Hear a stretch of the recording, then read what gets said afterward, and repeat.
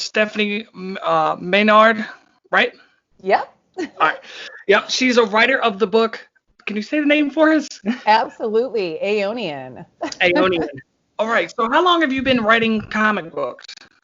Comics, only the last 5 years. I've been writing my whole life, but I just got into comic writing about 5 years ago. Okay. What got you into comic books? Oh, man. Well, I started reading X-Men when I was like 15. And I mean, everybody loves X-Men, I feel like. That's like a really good gateway comic. Mm-hmm. And then I like didn't read comics really after that for a while. And I started going to comic conventions and meeting all these people that were creating such cool stuff. And I always wanted to be a writer. And so I made friends with a lot of these people. And through their encouragement and help was able to, kind of put myself in their shoes and do what they were doing. So it's taken a few years, but I'm here. Right. I'm doing it. Yeah. So which one was your first book? The Last Heist or Psychopath? Or this one that you Psychopath was the first one. And that was like, it started off as a 3-part miniseries. Right now it's collected because, I mean, that's been done for years now, but that was my first comic. And I started writing it when I was working for another company. I wasn't a writer except for like a blog writer, and I did some podcasting for them, but then they wanted me to write something. I ended up parting ways for the company, and because I wrote it, I brought it with me because it was all my writing and my work. So yeah, and it just kind of grew from there. Oh, wow. All right. Do you, where can people get the books? Through you, or do you have a web store? There is a web store. I recently had almost all of my books. All the books we're talking about today are published through Rocket Ink Studios. And I know that they have a website. I'm not sure if they have those books up on the website yet, but if you go to their Facebook page, they have a shop there, and that has all of my books, all of the other creators' books. There's a lot of cool stuff on there. All right. I'll put a link down in the description for you. Cool. Yeah, I think it's just like I just usually I search Rocket Ink. So I think it's just facebook.com/Rocket Ink Studios. Okay. And you've been with them for about 5 years? Well, actually, I've been with them for probably the last 6 months. Before that, I was self-publishing for the most part. I've had some things published through Behemoth. I've had some prose stories published through SourcePoint Press. So but then I started my own company originally when I first started out called Scapegoat Press, and just kind of published everything on my own until I felt confident shopping around my work. Oh, wow. All right. So is Scapegoat Press, like, can they get the books through them so they can get them directly from you, or would you rather them go through Rocket? Well, right now, because I have a publishing deal with them, they are going to be publishing most of my work. There's a few things that I still self-publish. I did a book called Shot of History, Wild Turkey. That is, it's a history book. I do a history podcast called Shot of History, and we wrote a book. And it's basically history for people that like to be entertained. We make it fun and funny, and like, so we have that's published under Scapegoat Press. And then, what else do I have? Oh, I think that might be the last one I have left that hasn't been picked up by a publisher. So that might be it. But if you go to my website, www.stefanimanard.com, you can find links to everything that I've written. So like wherever you can get it, if you click on the photo, it'll take you to where you can buy it. All right. Makes it nice and easy. Right. And with your podcast, can they listen to them like anywhere podcasts are available, or? Oh, yeah. I do. I have actually several. I've been podcasting a lot longer than I've been a writer. So I have several shows. I just actually started a new one, a horror podcast, because that's what I write. So I figured, why not?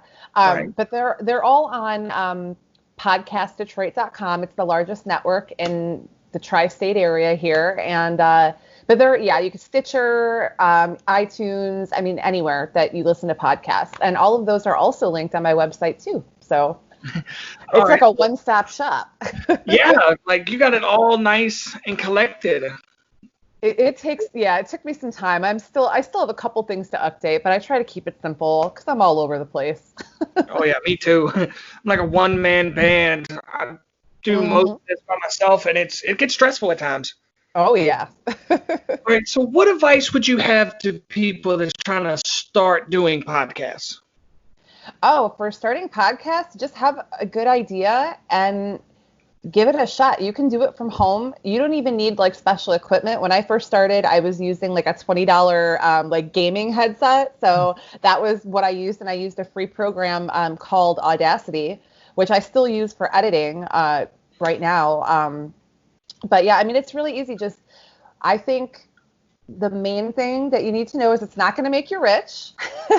A lot of people have podcasts, but if you have a good idea and it's something that you're passionate about and want to talk about and you have fun doing it, do it. I mean, I love podcasting. It's so much fun. And I've learned a lot by doing it. I've met a lot of really cool people. And I'm really glad I've spent the last 7 or 8 years, doing it. And I'm not stopping anytime soon.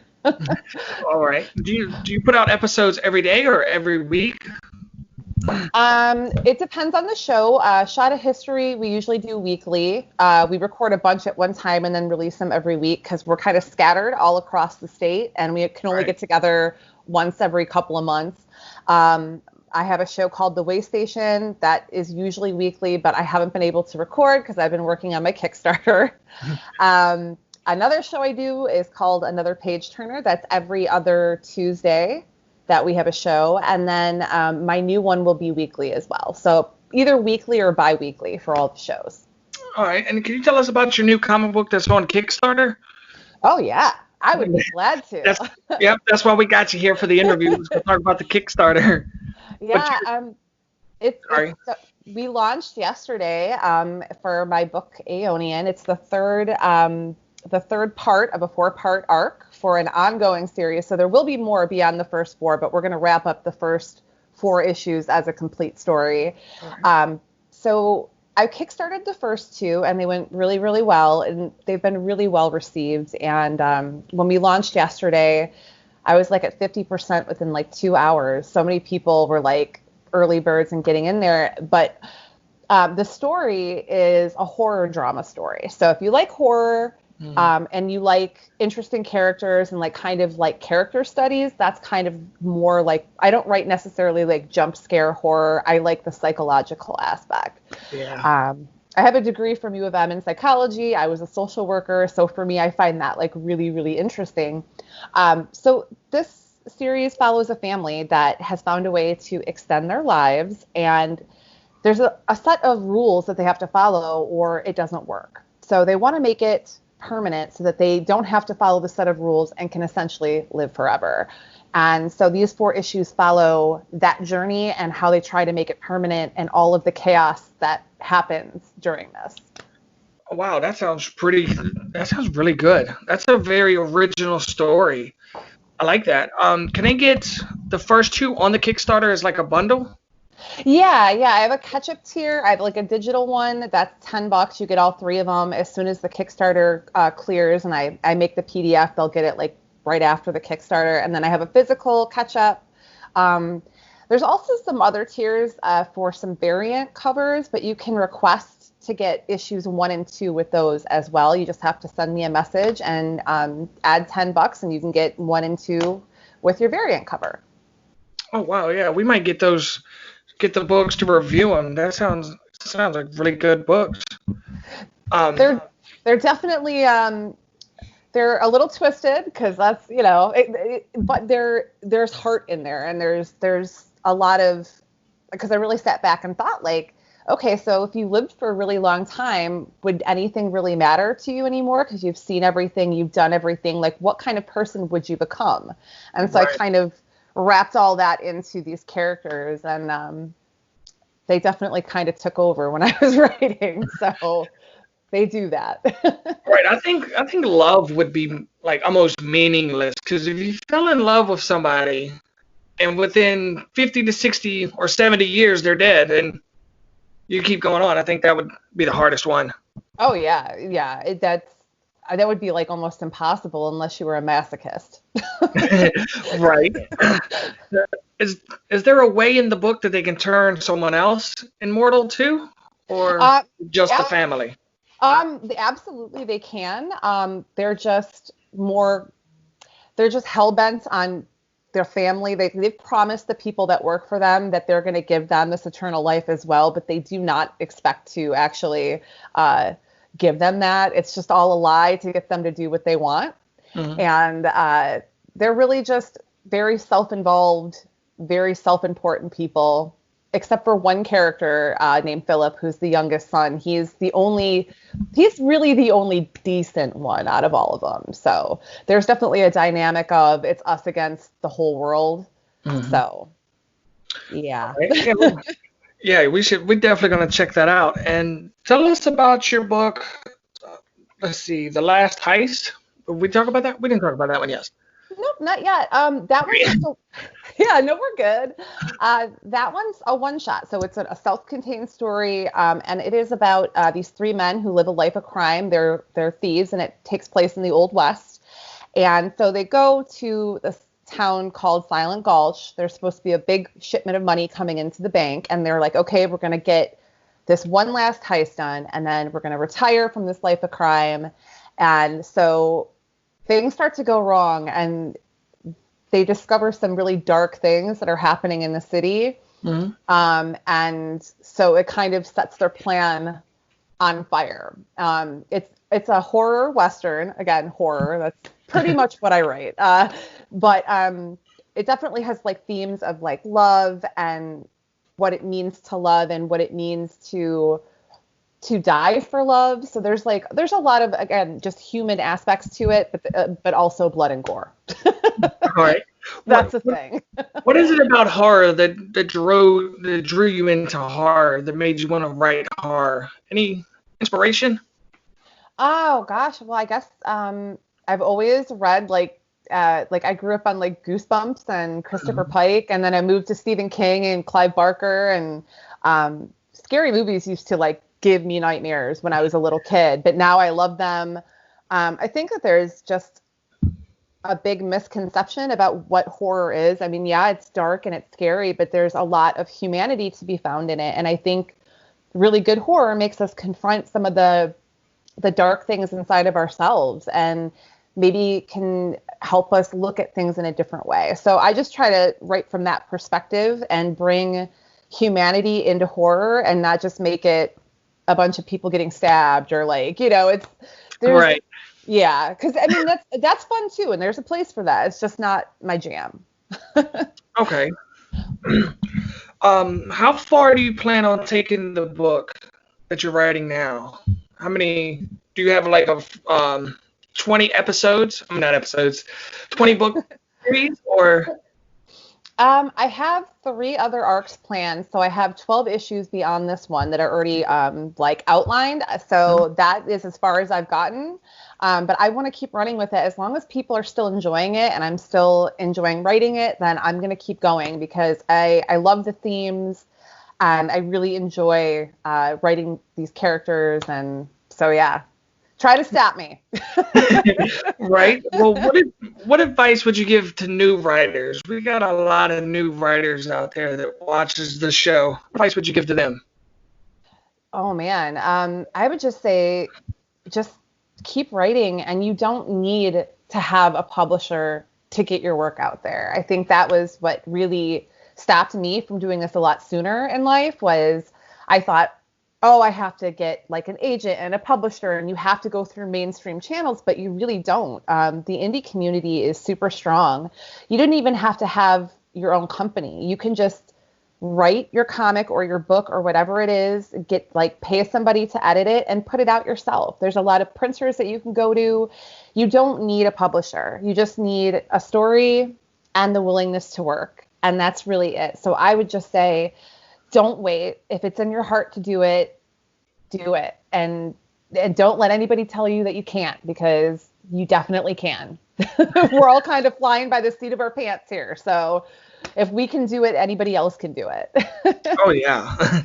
All right. And do you plan on doing a history comic? Because you said you have a history podcast and you like history. So, Oh yeah. uh, I would love to. I haven't. I have so many projects kind of in the works right now that I haven't really planned out a history comic, but I would love to do something with history. There are so many incredible stories that people don't know, and being able to use that in comic form and have people learn stuff while they're being entertained is always, a good thing. So I would love to do that someday. It's definitely on my bucket list.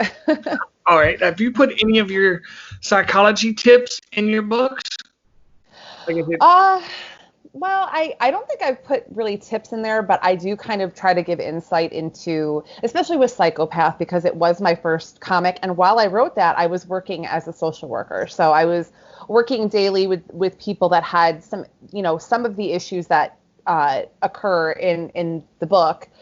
And so I just try to use real life experience and what I've learned, through studying psychology, and just try to make the characters they're a little bit more exaggerated because it is entertainment, and I didn't want to be like super preachy, but there's definitely a lot of underlying psychology to like the way these characters behave. So I tried not to be preachy though. I was like, let's just let these people be crazy in a way that seems, legit, and we'll go from there.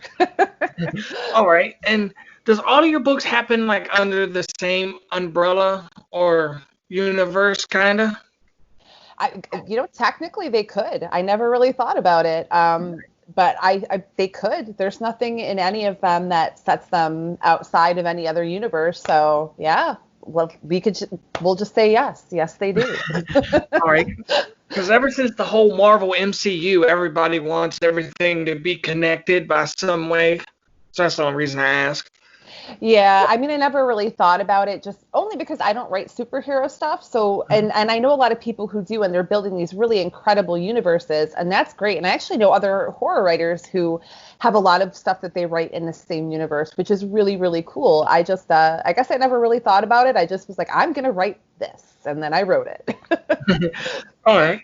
Yeah, I'm definitely going to check out some of your books when we're done with the interview. But that's all I have for now. Is there anything that you want to tell us that we didn't talk about? We've got a couple more minutes left.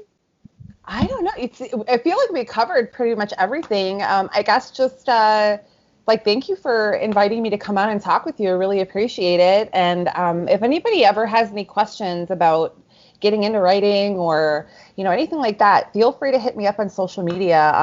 My name's Stefani Manard. You can find me on Facebook. I don't, I'm accessible, and I am more than willing to answer questions. So, just feel free to, DM me or whatever, and I'll do my best to help. All right. Well, I do got one last question. Do you plan on going to cons after the world gets back to normal? Do you attend Yes. Comic Cons? Yeah, I do. I've been really missing them this year. I've missed seeing my convention family and my friends, and it's been really tough adjusting to not, I was going to a convention like at least every other weekend during con season, so it's an adjustment, but I'm really looking forward to, I have Cherry Capital Comic Con was rescheduled to October, which is my favorite one of the year. That's up in Traverse City here in Michigan. So I'm hoping that'll probably be the first one that I get to go to if it's still allowed to happen. And so I'm looking forward to it. I really miss, seeing my readers and talking with people and just that energy, being around like-minded people. It's so much fun. Oh yeah. I remember my very first Comic Con.